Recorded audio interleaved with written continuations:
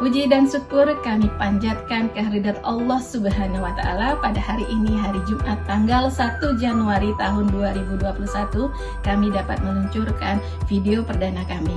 Mari kita belajar bersama-sama di Mitra Education. Oh ya, jangan lupa kasih jempolnya, subscribe, dan aktifkan loncengnya untuk pemberitahuan video-video selanjutnya. Selamat belajar di Mitra Education. Video pembelajaran kita kali ini adalah tentang konsep dasar statistik. Kita sering mendengar istilah statistik dan statistika. Apakah kedua istilah ini adalah hal yang sama atau hal yang berbeda? Nah, sekarang kita akan bahas apa yang dimaksud dengan statistika. Statistika merupakan suatu metode dalam mengumpulkan data, bisa dikumpulkan melalui wawancara, observasi, ataupun melalui pemeriksaan. Nah, kemudian bagaimana kita mengolah data? Menganalisis data, ya, apakah dianalisis secara univariat, bivariat, ataukah secara multivariat, kemudian menyajikan data dan menginterpretasikan data sehingga data itu bisa ditarik suatu kesimpulan untuk pengambilan keputusan. Hasil dari statistika ini bisa berupa daftar, bisa berupa grafik, ataupun bisa berupa tabel. Data yang diperoleh dari statistika ini yang disebut dengan statistik. Nah, jadi apa yang dimaksud dengan statistik? Statistik adalah angka-angka atau catatan yang dikelompokkan, dikumpulkan, serta ditabulasikan sehingga didapatkan informasi yang berkaitan dengan masalah-masalah tertentu yang telah kita kumpulkan tadi. Ya, jadi secara intinya adalah statistika lebih kepada ilmunya, ya, ilmu bagaimana kita mulai mengumpulkan data sampai dengan menginterpretasikan data. Statistik merupakan datanya. Pembagian statistik dibagi menjadi dua. Ada statistik deskriptif, ada statistik inferensial. Statistik deskriptif bertujuan untuk memberikan gambaran atau deskripsi terhadap data yang kita kumpulkan pada kelompok tersebut, ya. Jadi intinya pada kelompok tersebut tanpa kita lakukan generalisasi ke populasi. Sementara statistik inferensial adalah kita ambil dari suatu populasi, jadi sampel kita ambil pada suatu populasi berdasarkan teknik pengambilan sampel tertentu. Dalam hal ini adalah secara random, probability random sampling, ya. Sehingga harapan kita adalah data yang kita kumpulkan dari sampel tadi dapat digeneralisasikan ke dalam populasi dengan menggunakan teknik-teknik tertentu, yaitu melalui uji estimasi dan pengujian hipotesis. Uji estimasi dan uji hipotesis ini akan kita pelajari pada pembelajaran berikutnya. Pada sampel yang kita ambil, ya, dari populasi tadi kita ambil sampel.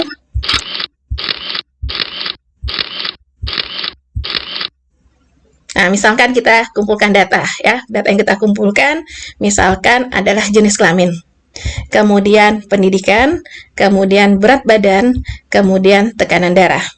Mau diapain sih ini data ini? Pengetahuan yang harus kita ketahui pertama kali adalah bagaimana jenis datanya. Ya, baik data jenis kelamin tadi, pendidikan, berat badan, tekanan darah, ini tergolong data apa? Ya, data ini dibagi menjadi dua. Yang pertama adalah data kategorik. Data kategorik disebut juga dengan data non-matrix atau disebut juga dengan data kualitatif. Ya, karena hanya memberikan kategori, misalnya baik, buruk, sedang, rendah, tinggi. Nah, itu termasuk ke dalam data kategori. Kemudian ada yang dimaksud dengan data numerik. Data numerik ini data yang berupa angka, Nah, sekarang jenis kelamin ini termasuk data apa? Apakah data kategorik ataukah data numerik? Jenis kelamin merupakan data kategorik karena hanya kita kategorikan laki-laki dan perempuan. Demikian juga dengan pendidikan. Pendidikan ini juga kita kategorikan. Ada pendidikan SD, SMP, SMA, dan perguruan tinggi. Sementara data berat badan ini merupakan data numerik karena dihitung dengan menggunakan satuan tertentu, yaitu kilogram. Demikian juga dengan tekanan darah. Ini merupakan data numerik.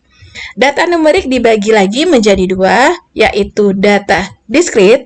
Data diskrit ini diperoleh dari perhitungan. Misalkan berapa sih jumlah mahasiswa yang ada di dalam perguruan tinggi? Berapa jumlah pasien terkonfirmasi COVID-19? Ini merupakan data diskrit. Ya.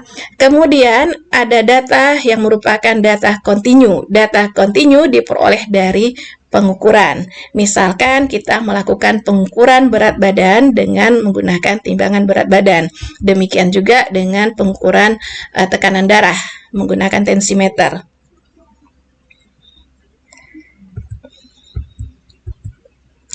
Nah, dari data-data yang dikumpulkan pada sampel ini, kemudian kita memperoleh data terkait dengan jenis kelamin, kemudian pendidikan, berat badan, tekanan darah, dan tekanan darah dikumpulkan dua kali, tekanan darah pertama dan tekanan darah kedua.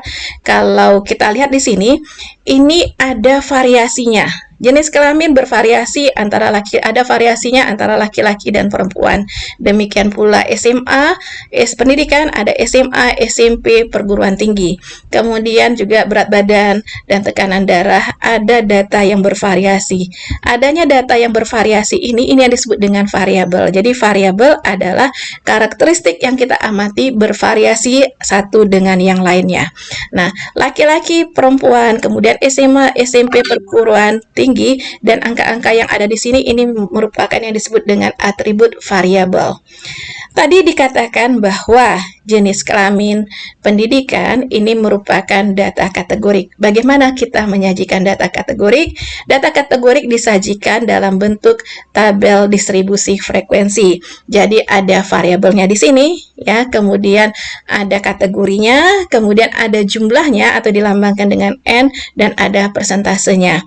Dan bagaimana penyajian datanya? Bisa disajikan dalam bentuk diagram batang atau grafik bar maupun diagram lingkaran. Nah, untuk data dengan data numerik ini disajikan dalam bentuk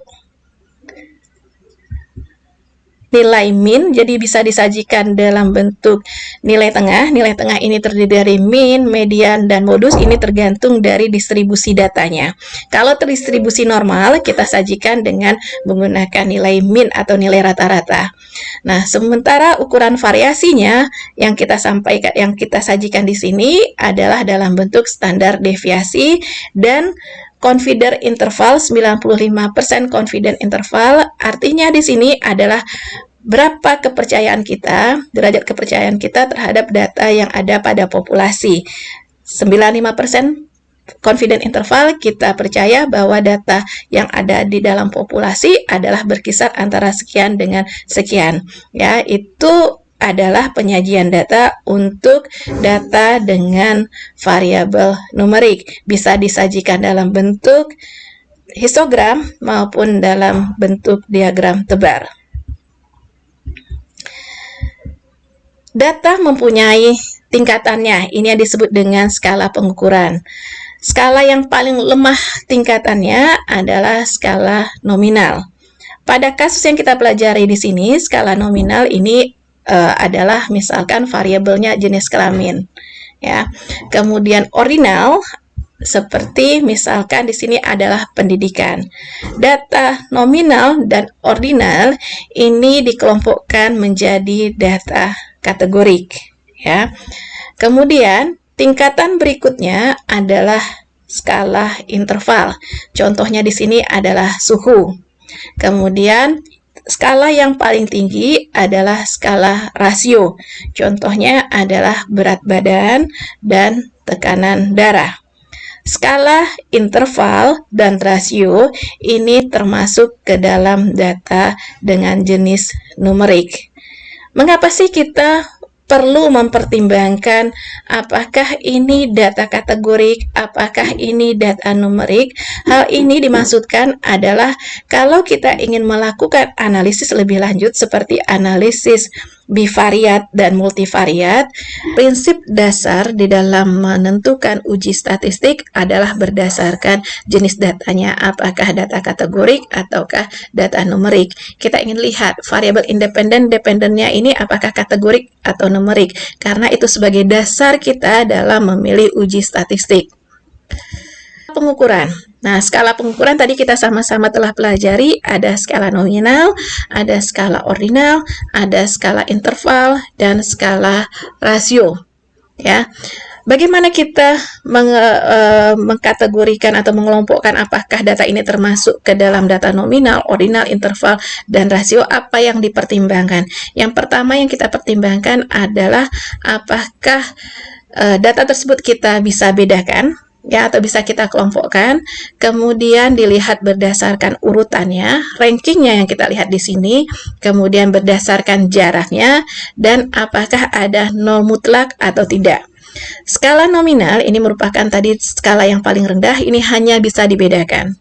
Ya, kita contohkan tadi adalah jenis kelamin. Jenis kelamin bisa dibedakan antara laki-laki dan perempuan. Tidak diketahui urutannya, ya, karena tidak bisa kita pastikan apakah laki-laki ini lebih baik dibandingkan dengan perempuan. Jadi tidak bisa kita ranking atau kita urutkan. Kemudian tidak ada jaraknya dan tidak ada nol mutlak. Skala ordinal adalah bisa kita bedakan, ya, artinya kita bisa bedakan mana pendidikan SMP, SMA, dan perguruan tinggi. Bisa kita ranking atau kita urutkan mana yang terendah sampai dengan yang tertinggi. SD merupakan yang terendah, yang tertinggi misalkan adalah perguruan tinggi. Jaraknya belum bisa kita pastikan karena data di sini sudah kita kelompokkan ke dalam SD, SMP, SMA, perguruan tinggi. Pada perguruan tinggi waktu menempuh pendidikan tidak sama, ya, bisa berbeda-beda sehingga ini jarak tidak bisa kita tentukan. Kemudian tidak ada nol mutlak. Skala interval seperti tadi contohnya adalah suhu, ini bisa kita bedakan, ya. Kemudian urutannya sudah pasti ini bisa kita lihat urutannya, misalkan dari 10 derajat Celcius, 15 derajat Celcius, 20 derajat Celcius, ini bisa kita lihat urutannya dan juga jaraknya. Kemudian pada skala interval tidak terdapat nol mutlak, nol yang betul-betul nol atau yang disebut juga dengan nol absolut. Kita tidak bisa memastikan bahwa 0 derajat Celcius itu tidak ada panas sama sekali, ya, karena kalau kita rubah menjadi derajat Fahrenheit itu berubah menjadi 32 derajat Fahrenheit. Kemudian skala yang paling tinggi adalah skala rasio. Skala rasio ini bisa kita bedakan, tadi kita contohkan adalah berat badan. Ini bisa kita bedakan berat badan yang misalkan 45 kg dengan 60 kg bisa kita bedakan. Sudah pasti ada urutannya, kemudian jaraknya juga sudah bisa kita ketahui, dan ada nol mutlak. Ketika timbangan menunjukkan timbangan 0 kg, artinya belum kita lakukan penimbangan. Jadi skala rasio itu dimulai pada angka 0 karena adanya nol mutlak di situ. Di bawah 0 itu nggak ada lagi, ya. Kemudian dalam pengumpulan data yang perlu kita perhatikan adalah kalau kita mengumpulkan data, sebaiknya kita kumpulkan data dalam bentuk skala rasio. Karena skala rasio ini bisa kita, kalau kita ingin kategorikan, bisa kita ordinalkan atau bisa kita kategorikan. Ya, misalkan tadi kita kumpulkan berat badan. Berat badan merupakan skala rasio. Kita ingin membuat kategori seperti berat badan seperti gemuk, kurus, sama sedang. Nah, ini bisa kita kategorikan. Sementara kalau kita kumpulkan dengan cara pengumpulan datanya pada kuesioner kita buat dalam bentuk ordinal, ordinal ini tidak bisa kita jadikan sebagai skala rasio. Misalkan kalau dalam pengumpulan data di kuesioner kita sudah batasi, misalnya berat badan dalam kategori gemuk, kemudian sedang, dan kurus, kita ingin lihat berapa sih rata-rata berat badan. Ini tidak bisa karena data yang kita mulai dalam pengumpulan data adalah dalam bentuk data ordinal, sehingga informasi-informasi terkait dengan berat badan seperti berapa sih berat badan yang paling rendah, berapa sih berat badan yang paling tinggi, ini tidak bisa kita dapatkan informasinya. Ya, jadi pada kesimpulan di sini sebaiknya kalau kita bisa mengumpulkan dalam bentuk rasio, kumpulkanlah dengan data dengan skala rasio. Demikian pembelajaran pada hari ini. Quote kita pada hari ini adalah, sesuatu yang sulit akan menjadi mudah kalau kita memahami konsep dasarnya.